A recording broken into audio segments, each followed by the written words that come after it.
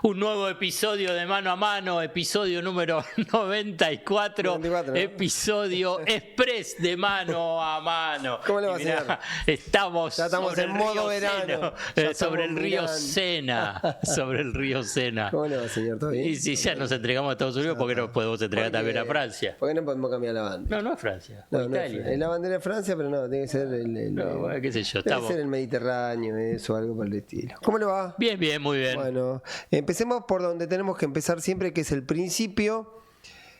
Y venía todo una figura que a vos no te gusta mucho, o sea, venía enviagrado el gobierno, pero hubo novedades, hubo sacudones, hubo noticias, hubo algunos temas que se complicaron. Parece que, por lo menos lo que tenía que ver con el clima electoral, empieza a derramar un poquito. El frente más complicado es el financiero. Te voy a preguntar sobre esa cuestión, sobre eso que pasó, pero antes te voy a dar un dato A ver. que se va a terminar de cristalizar en estas próximas horas. Yo te había contado la semana pasada que habían empezado los movimientos en los bloques y el objetivo de la Libertad Avanza era terminar teniendo la primera minoría en la Cámara de Diputados. Sí. Bueno, finalmente sumó 3 radicales peluca, como dijimos, avanzó la negociación, se puede confirmar en las próximas horas que se incorporan 3 diputados más del PRO y un diputado más por San Luis. Por lo tanto, podría ocurrir, yo ya sacaría el Va a ocurrir que la Libertad Avanza termine con 95 Epa. diputados. Si Ah, termina no con 93, 95. 95 diputados. Si además ocurre lo que ya se da por hecho que va a ocurrir, simplemente uno pone el precondicional por un vicio periodístico de esperar que se confirmen, pero Raúl Jalil lo viene diciendo, y se van los 4 diputados catamarqueños de Jalil, de Unión por la Patria, el bloque, todavía presidido por Germán Martínez, se va a quedar con 92, es decir, la Libertad Avanza se va a convertir en primera minoría de la Cámara de Diputados. ¿Y qué importancia tiene eso? Un dato que hace 35 días nadie pensaba que podía ocurrir. Hay una primera importancia con el reparto de las comisiones, hay una segunda Pero importancia. para que la gente entienda. Si sos primera minoría, ¿qué pasa? Tenés mayor reparto a la hora de repartir comisiones, de tener comisiones y de presidir comisiones. Que presidir. Y ¿Y pasás a tener mayorías en esas comisiones? podés presidir, podés pedir, tenés más representación, digamos. Sos la primera minoría, por ejemplo, también a la hora de repartir otros lugares, como la AGN, ser primera minoría te da un lugar preponderante. Y después hay un dato simbólico, quedás con 95 diputados, quedás a 30 quedás a 24 del quórum, ¿sí? Estás, no, a 34 del quórum, ¿sí? Quedás ahí, quedás a un tirón del quórum y eso es un dato relevante. Si sumás que te van a quedar por ahí 12 del PRO, más algunos radicales cercanos, más novedades con algunos provinciales, me parece que estás muy, pero muy cerca de un número importante. Puede ocurrir, por ejemplo, que se conforme Innovación Federal. Hoy, para el jueves, está preparado un almuerzo donde estarían Jalil, Jaldo, Pasalacua de Misiones y Sáenz de Salta. Juntar todo ese bloque, que más o menos eso llevaría a 13, 14 diputados. Es ese bloque Innovación Federal, dadores de gobernabilidad, gobernadores que están acompañando al gobierno con sus negociaciones, pero eso le facilitaría muchísimo al gobierno el escenario legislativo. Lo que vos me decías hoy afuera, después empieza a jugar una cuestión de tiempos, ¿sí? Sesiones extraordinarias a partir del 10 de diciembre hasta el 31 de diciembre en primera etapa, enero nada, febrero la segunda tanda de extraordinarias. El gobierno espera sacar por lo menos presupuesto en diciembre. Habrá que ver si, como se está diciendo, finalmente mandan los proyectos de reforma laboral y de reforma penal el 9 de diciembre para iniciar la discusión en la tributaria hay que ver. La tributaria no, sí está priorizando el gobierno ahora lo que se llama de inocencia fiscal, que ya lo contábamos hace 1 o 2 semanas, que es la famosa ley del blanqueo que nunca prosperó y el blanqueo nunca tuvo ningún. O sea que podemos decir, en función a esta información, es que el gobierno de Milei, después de las elecciones, va a tener gobernabilidad parlamentaria, para no decir política, que es muy amplia. Sí. La gobernabilidad parlamentaria. No va a haber ese miedo, ese riesgo a juicio político, no va a haber riesgo con respecto a si veta, va a tener el Congreso en contra y le va a voltear los vetos. Digamos, ese escenario 2024-2025 para el 26, por lo pronto no va a estar. Sí. Eso le da gobernabilidad parlamentaria. Sí. Y eso le da otro elemento.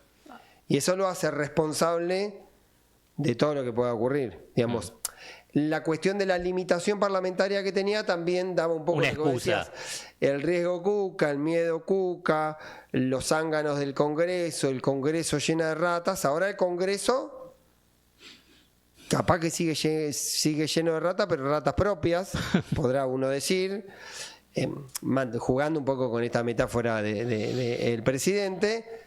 Sí es cierto que ahora, como se suele decir, ganaste la elección de medio término con una elección mucho mejor a lo pensado, y eso te da un plafón y te da un margen hacia adelante. También te da mayores responsabilidades porque dejan de estar presentes fantasmas o enemigos o argumentos que vos en su momento decías, esto está impidiendo el avance de la Argentina. Ahora de alguna manera es toda tuya. Bueno, la pregunta retórica, y que hay 2 respuestas, es, bueno, si la gobernabilidad parlamentaria y por consiguiente política brinda ese marco de seguridad, esa base fundamental para la estabilidad cambiaria, la estabilidad financiera en términos amplios y el crecimiento económico. Sí. Y por consiguiente generar una corriente de inversión.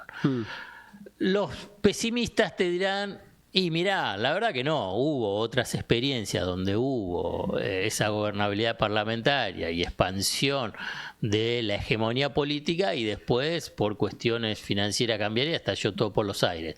El ejemplo más cercano, Macri. Y otros te voy a decir, bueno, mirá, sin esa gobernabilidad parlamentaria estalla por los aires. Ahora no se sabe. Ahora no se sabe. Se aplica el teorema Cristina. Sin Cristina no se puede, con Cristina no alcanza. Entonces, Claro, es decir, claro. con estabilidad, con gobernabilidad política, sin gobernabilidad política, con gobernabilidad política solamente no alcanza. Lo cierto es que pese a la intención, la propaganda del oficialismo, la situación económica, financiera y cambiaria no está tranquila. Pese al triunfo electoral.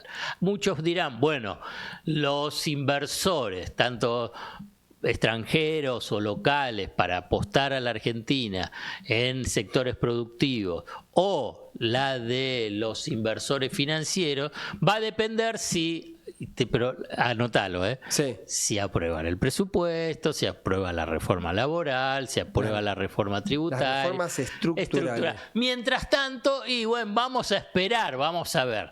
Entonces, mientras tanto se va extendiendo esta cuestión de decir, che, pero ¿aparece o no aparecen los dólares? Como hay esa idea y cierta de que tenés al papá Trump poniéndote los dólares, los poquitos dólares, porque la verdad tampoco puso mucho para Estados Unidos, que lo recuperó rápido. pero que ponga 2.500 millones de dólares es una moneda dentro de Estados Unidos.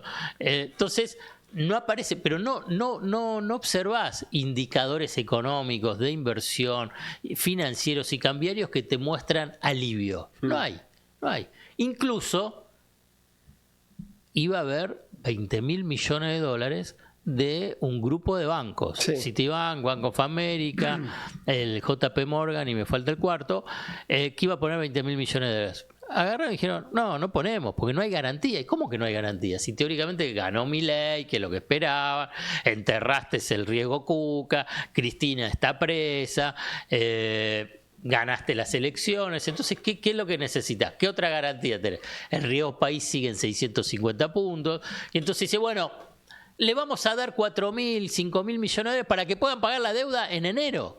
¿Pero cómo significa que tenga que pagar en enero? O sea que no las tenés. Claro. Digamos, no tienen la plata. Caputo, después de 2 años de gestión, no tiene esos 4.000 millones, apenas 4.000 millones de dólares, para poder pagar la deuda. Y entonces los bancos dicen, bueno, yo te lo doy, pero me vas a tener que dar garantías. Garantías son bonos, títulos públicos. Sería un repo de 4.000 millones de dólares. Bueno, eso te muestra una fragilidad financiera y cambiaria muy fuerte. No es una...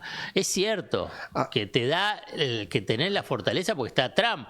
Y si no estuviese Trump, digamos, y en eso aparece ahora, también en la duda. Yo voy a la pregunta sobre eso. El próximo paso sería, bueno, está bien, te cubren esta... No juntaste reservas, aparece un repo de bancos privados de Estados Unidos y va a ser 20.000, va a ser 4.000 o 5.000, te va a alcanzar para cubrir estos compromisos. En algún momento debería empezar el proceso de acumulación de reservas, que se suele marcar como uno de los indicadores. Vos lo repetís de manera bastante recurrente, como diciendo, el riesgo país también tiene un indicador claro, que es cuando empieces a juntar reserva que te da previsibilidad hacia adelante, que vas a tener capacidad de repago, debería ser un indicador. Eso todavía no ha ocurrido. ¿Y por qué no ocurre? ¿Por qué el gobierno no puede o no quiere? Porque tiene miedo de que la tasa de inflación subestimada por el INDEC de La Baña, en vez de dar 2,5, de 3,5 o 4%. Entonces se le baje esa bandera de la inflación. Obviamente que si la tasa de inflación fuese la real, con una canasta actualizada, la tasa de inflación sería un poquito más alta. Sí. Y entonces, si a la vez... que teóricamente en el 2026 va a estar. Vamos a ver. Si empezás a acumular dólares en el Banco Central, te lleva a que pueda haber más presión sobre el tipo de cambio va a subir, y si sube puede haber presión sobre los precios. A la vez, dice, bueno, si el Banco Central compra dólares, ¿qué hace? Emite pesos. Claro. Dentro de la lógica del fundamentalismo monetarista, dice, bueno, pero esos pesos, ¿qué va a hacer? Van a presionar sobre los... esos pesos van a presionar sobre los precios. Ahora hagamos de cuenta, ponete vos como... Entonces dice, lo último, entonces, ¿cuál es la apuesta? Que la economía crezca. Si la economía crece, necesita más pesos para... funcionar, porque los pesos es el aceite del motor de la economía. Entonces, de esa forma, los pesos van a ser absorbidos por la economía, por el mercado. Es lo que se llama demanda de dinero. Un poco es eso lo que está apostando. Lo que pasa es que la economía no crece pese al verso del INDEC de La Baña. Bueno, por eso voy a esta pregunta. La única forma de que esa magia se produzca, digamos, que vos puedas empezar a comprar reservas, sería que la economía marche y te permite inyectar pesos y que esos pesos no se vayan al dólar, a la compra de dólar, digamos, que directamente vayan al consumo, y generes el famoso círculo virtuoso de la economía en marcha. Ahora también uno ha repetido o ha escuchado mucho decir la idea de que los precios no suben más porque la economía está planchada. Los precios subirían. Un riesgo. Si la economía se empieza a mover, que los precios suban, entonces por un lado u otro tenés el riesgo de subir. Por eso no compra dólares de las reservas. Exactamente. Y además que si pasa eso, bueno, también el salario está actuando como ancla antiinflacionaria. Claro. Es terrible, digamos. El salario de paritaria está por debajo de la tasa de inflación subestimada por el INDEC de La Baña. Si no, sería todavía la caída del salario real más fuerte. Entonces, bueno, tenés el tipo de cambio pisado, el salario pisado, la economía pisada, cualquier cosa que quieras mover, que necesitas mover, bueno, te va a llevar a que la tasa de inflación sea un poco más alta. Está bien. Y ponete en modo Toto Caputo. ¿Qué tiene que ocurrir para que la economía pueda crecer sin que el dólar se vaya, sin que vaya un corrimiento de inversión? Conseguir acceso al mercado financiero internacional. para tener para pagar dólares suficientes. Claro, entonces pues ya está. Entonces ahí despejas la duda sobre el tema del dólar. Entonces podés comprar dólares y no te va a presionar sobre el tipo de cambio. ¿Por qué va a presionar sobre el tipo de cambio? Y porque lo que estás viendo es que no tiene los dólares. La consultora 1816, con la metodología del Fondo Monetario Internacional, dio que las reservas netas son negativas en 16.000 millones de dólares. Claro. Más que los 11.500 millones de dólares que dejó más a Alberto Fernández. Entonces, digamos, ¿por qué va a bajar el riesgo país? Entonces entraron en el perro se muerde la cola. Está Entonces, bien, ahora, así.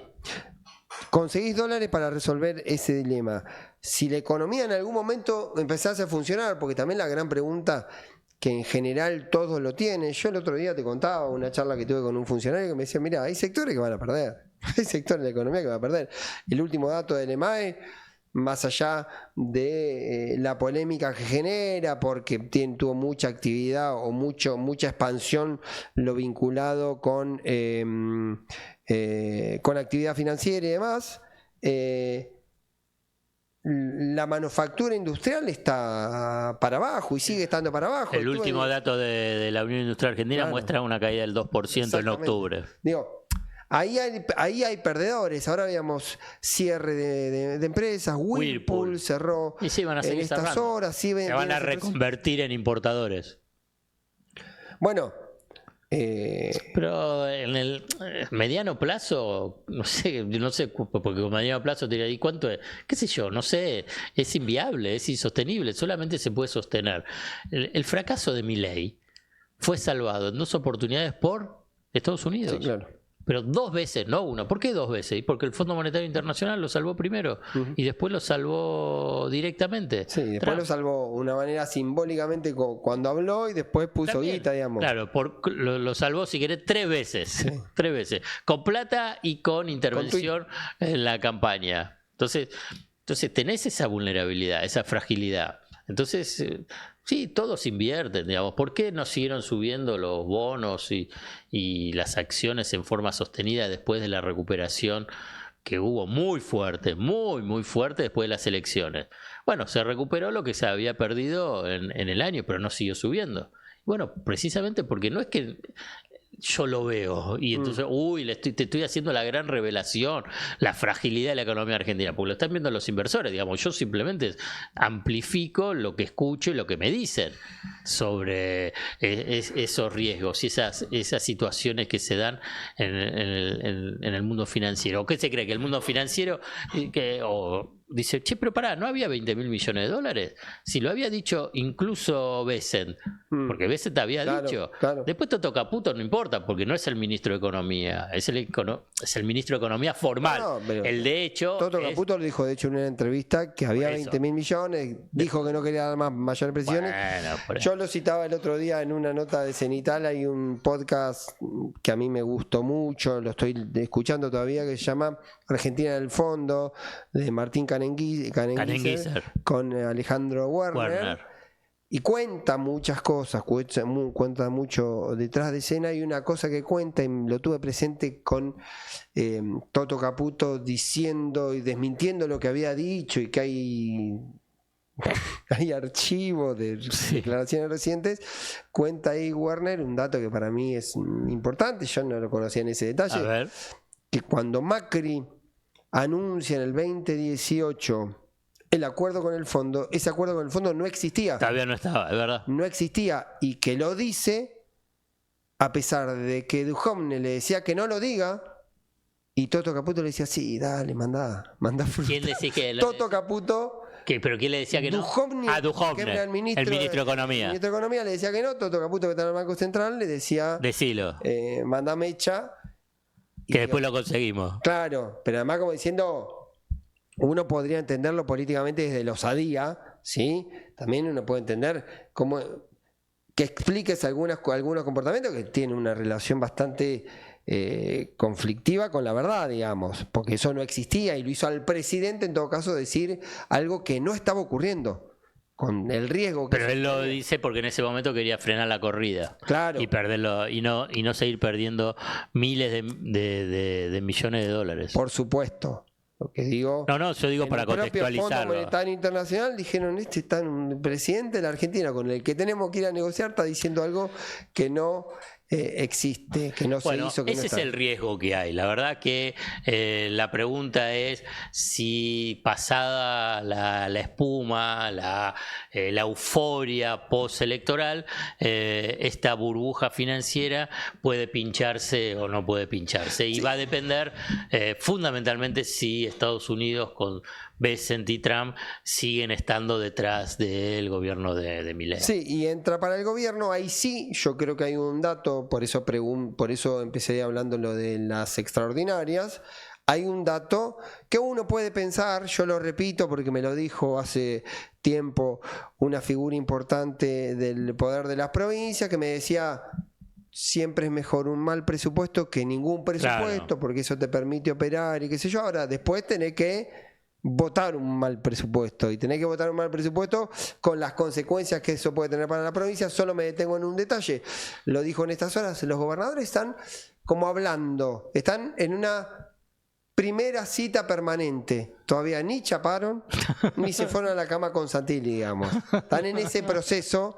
Habrá que ver ¿qué pasa en diciembre? Con esta descripción tan especial de Pablo Ibáñez termina este episodio express de Mano a Mano. Zayat Ibáñez, Zayat. Nos vemos, señor.